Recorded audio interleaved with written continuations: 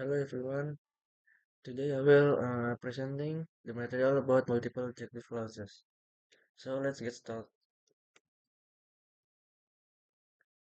The first one is definition of adjective clause.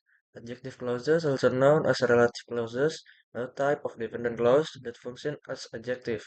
They provide additional information about a noun or pronoun in a sentence, specifying or clarifying its meaning. These clauses are essential for constructing detailed and informative sentences in English. Definition of multiple adjective clauses. Multiple adjective clauses mean that there is more than one adjective clause that describes a single noun or several adjective clauses in a sentence. An adjective clause is introduced by relative pronouns such as who, whom, which, and that, or by relative adverbs like when, where, and why. Each of these elements serves a specific role in connecting the clause to the noun or pronoun it modifies. The first one is multiple adjective clause formula. Relative pronoun as subject. The formula as relative pronoun as subject is noun or subject plus relative clause 1, who, which, that plus verb plus conjunction plus relative clause 2, who, which, that plus verb plus main clause. Look at the example. The bridge that connects the two cities, but that is often congested needs repair. So the bridge in here is a noun that connects the two cities is a relative clause 1, but as a conjunction that is often congested is a relative clause 2, needs repair is main clause.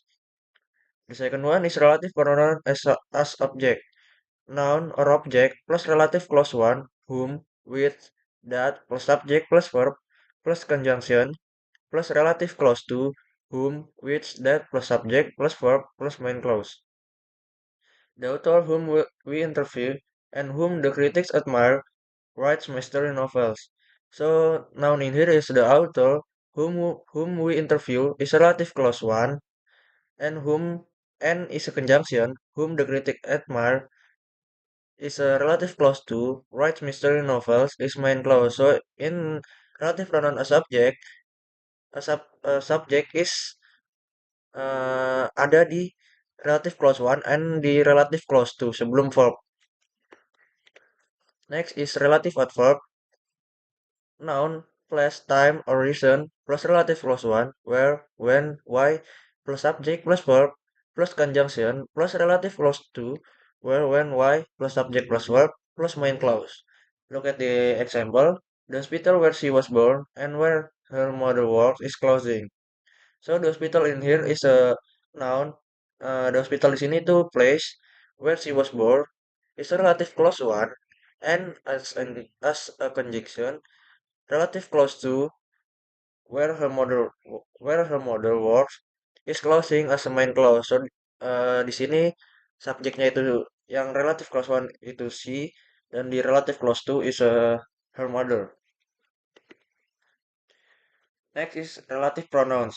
The first one is who. As a relative pronoun, who is usually used for adjective clauses where the noun is a living or named person or thing. However, the word who is generally reserved for human nouns only. Jadi sini who itu cuma bisa dipakai buat living or named person atau benda hidup lah. Nah, look at the example. The woman who is singing on stage and who is wearing a red dress is a famous singer.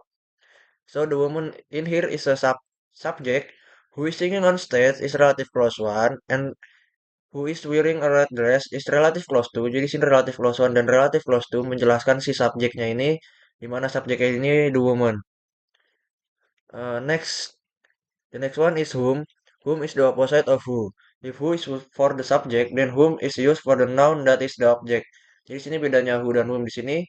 Whom di sini menggunakan nounnya itu objek, jadi subjeknya itu ada di relative clause 1 atau di relative clause 2.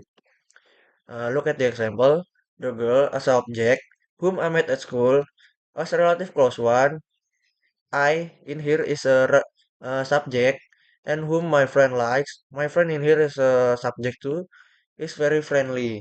Jadi sini is very friendly, sini main clause-nya. Next, relative pronouns that.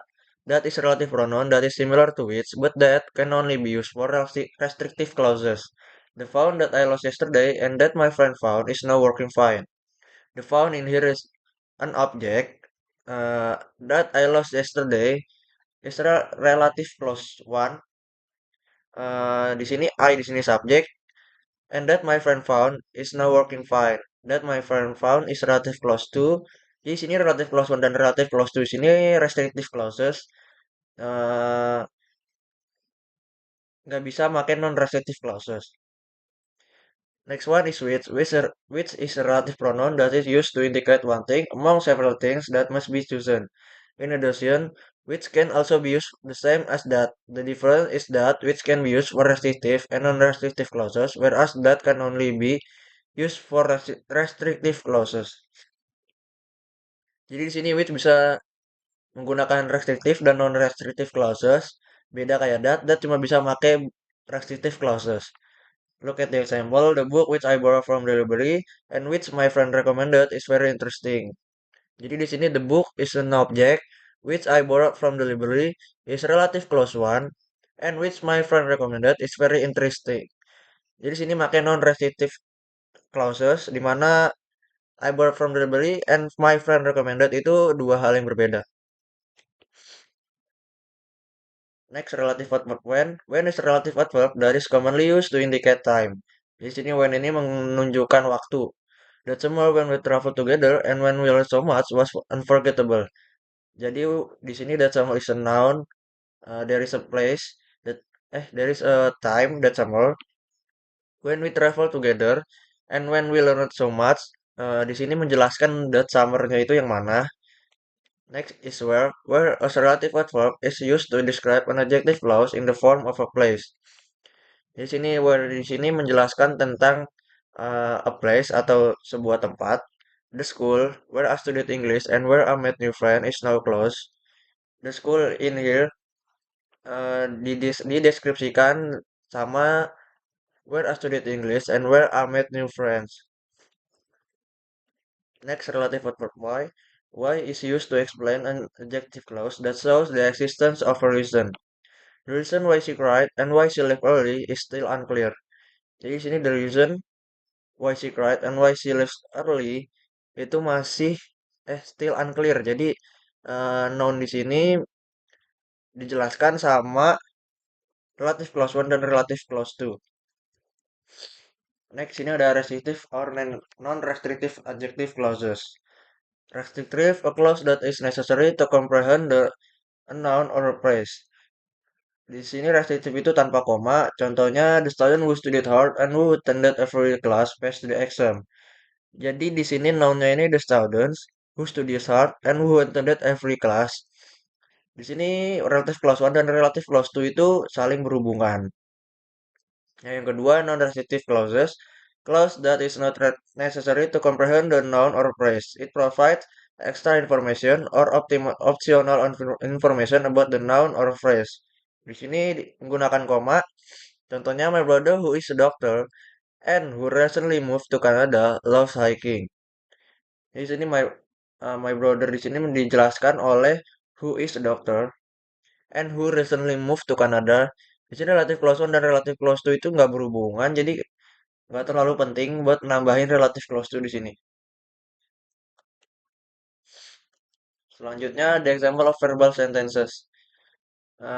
First one is relative pronoun as a subject. The books that inspire young readers and that win many awards usually become bestseller. Next, relative pronoun as an object. The movie that I watched last night and that my brother recommended made me cry. Next, relative adverb. The cafe where we first met and where they serve the best coffee is closing next week.